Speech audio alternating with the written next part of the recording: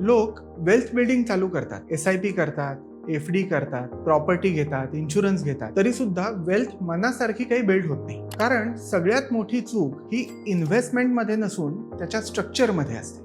Wealth building करताना लोक हमखास एक मोठी चूक करतात. वेगवेगळ्या प्रकारच्या इन्व्हेस्टमेंट करतात, पण त्यामागे एक क्लिअर पर्पज नसतो. उदाहरणार्थ, एखादी SIP चालू करताना ती रिटायरमेंटसाठी आहे, मुलांच्या एज्युकेशनसाठी आहे, वेल्थ क्रिएशनसाठी आहे का टॅक्स बेनिफिटसाठी आहे याचीच क्लॅरिटी नसते. प्रॉपर्टी घेतली जाते, पण ती इन्व्हेस्टमेंट म्हणून आहे की लाईफस्टाईल डिसिजन हेच क्लिअर नसतं. इन्शुरन्स घेतला जातो, पण तो प्रोटेक्शन म्हणून घेतलाय का अॅन्युइटी इन्व्हेस्टमेंट म्हणून हेच माहिती नसतं. वेल्थ बिल्डिंग म्हणजे फक्त खूप जास्त इन्व्हेस्टमेंट करणे नाही, तर तुम्ही इन्व्हेस्ट केलेल्या प्रत्येक रुपयाला एक दिशा देणे.